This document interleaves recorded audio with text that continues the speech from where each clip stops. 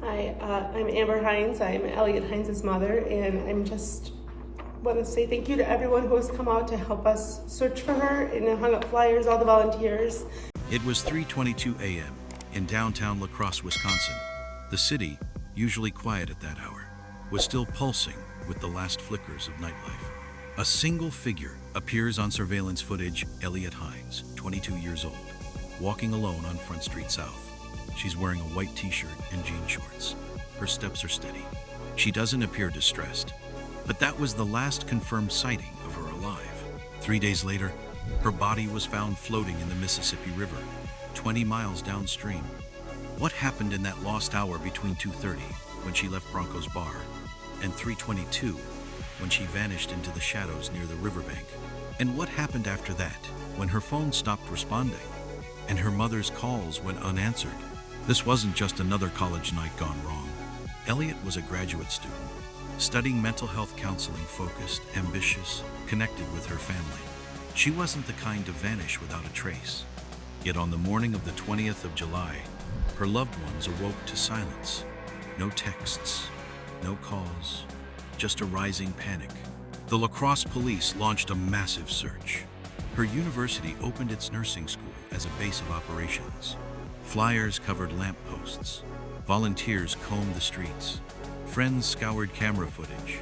Her phone was found discarded, but Eliotte was not. Then came the moment no parent ever prepares for. At 10:28 a.m. on the 23rd of July, a call came from the Houston County Sheriff's Office. A body had been pulled from the river near Brownsville, Minnesota. It was her, and just like that, the questions exploded. Did she fall? Did someone follow her? Was she searching for her phone when someone intervened? Or was it simply a tragic accident? The riverfront, where Eliotte disappeared, has a history: murky waters, poor lighting, low barriers, unanswered drownings. And as investigators wait for autopsy results, a community is left grappling with the unknown. Her family is mourning, but they're also searching, not for Eliotte anymore, but for the truth. Because in cases like this, silence isn't peaceful, it's suspicious, and one question refuses to go away. What really happened to Eliotte Heinz that night by the river? Eliotte Heinz was not a drifter. She wasn't reckless, nor was she the kind of person who disappeared without cause. At 22, she had a direction, a purpose, and a deeply rooted sense of responsibility, traits not always common among students navigating the chaotic years between adolescence and adulthood. But Eliotte was different. Born and raised in Wisconsin, she was close to her family, especially her mother, Amber. They spoke often, daily, in fact, and exchanged messages right up until the day she vanished. Friends described her as warm but introspective, grounded yet quietly ambitious. She wasn't the loudest person in the room, but people listened when she spoke. Her path forward was clear. She was pursuing a master's degree in mental health counseling at Viterbo University. Her goal? To help others find balance, clarity, answers. It's a bitter irony. Eliotte was fascinated by the human mind, how people unravel, how they heal, what drives them. She understood trauma not as a victim, but as a future clinician. She believed in empathy, but she wasn't naive. That mixed compassion sharpened by realism made her stand out. One professor described her as quietly intense, someone who could read the room faster than most, someone who noticed the details others missed. She didn't drink heavily. She didn't party often. That night, the 19th of July, going into the early hours of the 20th, was supposed to be a rare outing, a way to blow off steam, a night with friends, normal. By all accounts, it was just that, normal until it wasn't. After she left the bar, something shifted. She didn't call anyone. She didn't respond to texts. Her movements were captured once walking alone toward the river, but then nothing. Her phone was found separately by friends, but not on her body, not with her. That matters, because Eliotte was not careless. She didn't misplace things, especially not her lifeline to the world. There's no evidence she was depressed, no signs of conflict that night, no fights, no suspicious messages. She had plans, she had classes, she had people waiting for her. So what was she thinking as she walked through the dark streets of La Crosse at 3 a.m.? Why that route? Why alone? And if this was an accident, Why does it feel so unfinished? In every missing person case, there comes a moment when investigators look beyond the facts and into the person. Who were they, really? What were they afraid of? What would they have done if they sensed danger? In Elliott's case, that moment is now, and it raises a haunting possibility. Was there something in her past or her personality that made her vulnerable that night? The timeline begins like many others. A summer night in a college town. Drinks, laughter, friends, and then an unexplainable silence. The 19th of July, 2025, La Crosse, Wisconsin. The heat of the day had faded into a humid, restless evening. Bars along downtown were filled with students and locals, taking advantage of a warm Saturday night. Among them was Eliotte Heinz, out with friends at Broncos Bar, a well-known spot on 3rd Street. Surveillance footage confirms her presence there until roughly 2:30 a.m., the 20th of July. According to witnesses, she left alone. Calm, sober, no known arguments, no visible signs of distress. She was seen exiting the bar, heading south. Then, nearly an hour later, at 3:22 a.m., a city-owned camera captured a final image. Eliotte walking alone on the 500 block of Front Street South. Her stride is purposeful, not erratic. She's heading in the direction of her apartment, but also, unintentionally or not, toward the Mississippi River. From there, the trail goes cold. No more footage, no calls, no texts, only silent. And then came the phone. Friends discovered it discarded intact but separated from her. Its exact location has not been released publicly. But what matters is this: Elliott's lifeline had been left behind. Whether by accident, intention, or force, it matters. Investigators later revealed that the La Crosse Riverwalk where she vanished is treacherous. Certain sections have barriers just 1 foot high. A slip, even by a fully alert person, could be fatal. Add low visibility, uneven pavement, and proximity to deep current, and the situation becomes volatile. But Eliotte wasn't intoxicated. At least, there's no firm evidence she was. And she wasn't known to be clumsy or reckless. So what happened in that missing hour between 2:30 and 3:22? Some speculate she was retracing steps looking for her phone, perhaps dropped earlier. Others believe she was disoriented, maybe following GPS. But no one saw her fall. No scream, no splash. Number 911 calls, just disappearance. On the 23rd of July, 3 days later, her body was recovered from the Mississippi River near Brownsville, Minnesota, 20 miles downstream. That's not just distance, that's current, that's time. The condition of the body has not been detailed, but early reports did not indicate signs of trauma. No blunt force injury, no visible wounds, but no closure either. A private investigator, Steve Fisher, noted a chilling pattern. When you get a call like this late at night, young adult, missing near a river, it's a race against time. But this wasn't just another case. This was a smart young woman, walking a known route, and she disappeared without a sound. That doesn't happen by accident. Not always. Fisher added, "You don't need to be drunk to drown. One misstep, a patch of darkness, a low wall, and it's over. Especially on the Mississippi. Once you're in, you're gone." But others aren't convinced. Why the hour-long gap? Why was her phone found later by friends, not police? Why was no movement captured between bar exit and the river footage? If Eliotte had encountered someone followed, stopped, or lured, it might explain the break in timeline. But no such evidence has surfaced. Yet, some locals whispered comparisons to other disappearances along the river in previous years. The so-called river deaths of college-age students, officially ruled accidents, but always just a little off, a little too clean, a little too unexplained. Police have not ruled out foul play, but they haven't confirmed it either. And that's where the mystery sharpens. Because if it was just a tragic fall, where are the signs? If it was something more sinister, who did it? And how did they leave no trace? In the realm of violent crime, patterns leave fingerprints. But in this case, the absence of evidence feels like a fingerprint of its own. A girl vanished under the cover of darkness. Her last image is grainy, distant, half lit by a street lamp. She walks toward the water, and then she's gone. And the river cold, silent, and always moving, holds its secrets well. This wasn't a spontaneous act, Fisher later observed. It may have ended in the water, but it didn't begin there. Something changed. Something or someone intervened. And until that gap between 2:30 and 3:22 is fully understood, we're not just looking at a disappearance. We're looking at a question. Did Eliotte Heinz fall into that river? Or was she led there? When Eliotte Heinz was reported missing, the La Crosse Police Department responded swiftly. This wasn't treated as a routine case. Within hours, a missing person alert was issued. A tip line was established. Volunteers canvassed the area.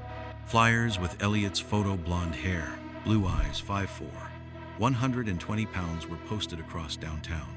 The urgency was real, and so was the pressure. But despite the rapid response, key elements of the timeline remained elusive. What exactly happened in the 52 minutes between the moment Eliotte left Broncos Bar at 2:30 a.m. and the moment she was captured on camera at 3:22 a.m. walking near the river? No other footage has been released publicly. No confirmed sightings between those two timestamps. A void. Then there was the phone, found not by law enforcement, but by her friends. It was intact, functional, but separated from her. The police never disclosed where exactly it was found. And that silence, deliberate or not, raised questions. Why wasn't the phone with her body? Was it dropped or placed? Did someone take it and return it later? Private investigator Steve Fisher, reviewing the case, noted, "That phone bothers me. In cases where people intend to disappear, the phone is often deliberately discarded. But when the goal is to stay connected, especially with family, that device is never far. The fact that she's gone and the phone's not with her, that is not nothing." As the investigation deepened, authorities urged residents and business owners in the area to review their security footage, specifically between 2 a.m. and 9 a.m. the 20th of July. It was a wide window, a fishing net in the dark, but no new images of Eliotte emerged. What did emerge was a pattern of uncertainty. Police confirmed they were waiting for autopsy results to determine official cause of death. No foul play was declared, but neither was it ruled out. The phrasing was cautious, non-committal. Investigators released a single surveillance image, a still frame. Eliotte walking along Front Street South, street lamps casting long shadows. No one in frame but her. Was she alone? Or was someone just out of shot? At the same time, her family began expressing doubts quietly, carefully. In public statements, they thanked law enforcement and the community. But between the lines was the echo of a deeper question. Why didn't anyone see more? If she fell, why didn't anyone hear it? If she was harmed, why is there no physical evidence? If this was truly an accident, why does it feel incomplete? The river is vast, but not unwatchable. The route she walked is lined with homes, businesses, and security systems, and yet nothing definitive has surfaced. Fisher commented on the camera blind spots. The frustrating part about Riverwalk disappearances is that you're relying on fragmented surveillance. Cameras are not continuous. They're scattered. You could vanish between two blind spots and never be seen again. There's another layer, the community's memory. Multiple past cases in La Crosse involving young people disappearing near the river, some dating back years, have created a local culture of unease. Stories of the smiley face killer theory have circulated unsupported by evidence, but persistent in the public imagination. It's enough to blur the line between fear and fact. In Eliotte's case, no smiley face was found, no cryptic messages, but one fact remains. A healthy, sober, highly aware woman walked alone toward a dangerous, dimly lit river path and never came back. That's not easily explained, and it's certainly not easily accepted, which leads to a central question for investigators. Was there something they missed, or someone? Until an autopsy speaks clearly, or new footage appears, the case rests in the gray. And in criminal investigation, gray is the most dangerous color of all. There was no courtroom, no judge pounding the gavel, no defendant seated beneath fluorescent lights, but in the minds of those closest to Eliotte Heinz, in the quiet spaces between grief and confusion, a trial has already begun. Because when a healthy 22-year-old vanishes and turns up dead in a river, someone is always put on trial. Even if there's no arrest, no charges, no formal proceedings, the court of public scrutiny never needs a summons. In this unspoken trial, time is the first witness. Why the 52-minute gap in Elliott's timeline? Why did she leave the bar alone, without notifying her friends? Why does no footage exist of her in the area between the bar and Front Street South? Why was the phone missing from her body, and how did it reappear? Every unanswered question becomes circumstantial evidence. If a trial were to be held based on current facts, it would likely revolve around what didn't happen, not what did. That's what makes this case uniquely haunting. The absence of confrontation, of suspects, of physical altercation. There is no clear antagonist, only shadows. The prosecution, had it existed, might attempt to frame a case built on negligence, opportunity, or obstruction. Could someone have followed her, failed to help, moved, or manipulated the phone? The defense, meanwhile, would lean hard into physics, geography, and circumstance. The low barriers along the Mississippi River, the poor lighting, the steep riverbanks, and strong undercurrent. The statistical history of similar drownings, they would argue.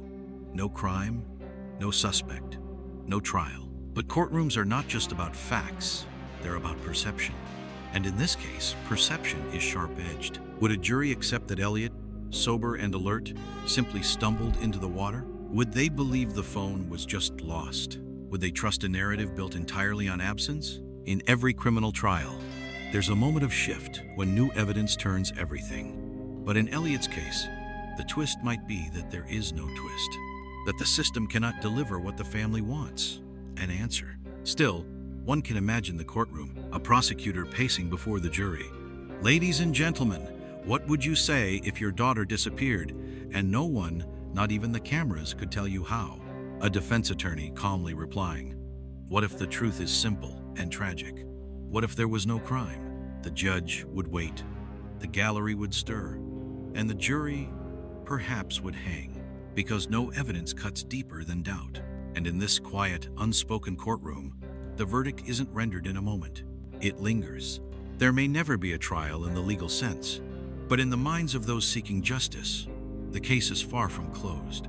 And until every frame of surveillance is reviewed, every possible witness heard, and every riverbank searched again, that phantom trial will continue in silence, in frustration, and in mourning. Because sometimes the real question isn't who did it, it's why can't we prove anything at all? In every missing person case, investigators are trained to ask, was the victim running from something or running towards something? The answer often lies in the patterns, behavior, speech, emotional climate in the days before the disappearance. With Eliotte Heinz, none of those patterns align with escape. She had no known history of mental illness, no recent signs of emotional withdrawal, no suicide notes, no unexplained behavior. On the contrary, she had been active in her university program, exchanging texts with her mother up until the weekend she vanished. She had structure, ambition, and support. So if this wasn't intentional, was it accidental? Or was there something buried deeper, invisible even to those closest to her? Let's start with what we know. Elliott was studying mental health counseling. That alone suggests she understood the inner workings of trauma, depression, and dissociation more than the average two-year-old. If she were struggling, she would have known how to hide it. Perhaps too well, but there's a contradiction. Those who study psychology are often hyper-aware of their own warning signs. That awareness becomes armor. It doesn't make them invulnerable, but it does make them difficult to profile. That's where the phone returns as a psychological clue. Phones aren't just devices, they're symbols of control, of connection, of presence. Leaving one behind, intentionally or not, can be a cry for help or an act of release. Steve Fisher, the private investigator, put it this way: if someone harms you, they don't usually care about your phone. But if someone is spiraling, sometimes they leave it so others can find a breadcrumb. Could this be that? Maybe. But there are no breadcrumbs, only silence. Another theory, darker, cuts from a different angle. Was Elliott targeted? Was she followed? If so, what was it about her appearance, vulnerability, isolation that made her a target? There were no signs of struggle, no injuries reported, but that doesn't rule out coercion, or panic, or psychological manipulation in a brief encounter. The human brain, when confronted with fear, often goes into survival mode. But in an environment like a riverbank at night with darkness, isolation, and silence, the fight or flight mechanism narrows. One bad decision, one hesitation, and the brain's logic collapses. This isn't speculation for drama, it's clinical reality. And then there's the collective psyche, the community. Communities don't mourn in facts, they mourn in patterns. And the pattern here, the young woman, the river, the missing footage echoes too closely with other tragedies. That echo becomes myth, and myth becomes pressure. Pressure to find a villain, pressure to protect the next Elliott. But what if the villain is randomness? A gap in light, a moment of disorientation, a river too quiet to scream back? For Elliott's family, that answer won't suffice, nor should it. So where does that leave us? With a psychological paradox, a woman who showed no signs of distress, no history of mental illness, no visible trigger, but who, for some reason, ended up dead in a river. This is the case's emotional black hole. It absorbs speculation. It rejects certainty, because in some crimes, the motive is written in rage. But in others, the silence is the motive. The human mind craves resolution. But sometimes, resolution isn't truth. It's just relief. And for now, in the case of Eliotte Heinz, truth remains a ghost, quiet, invisible, and unfinished. The autopsy report has yet to be released. The official cause of death remains undetermined.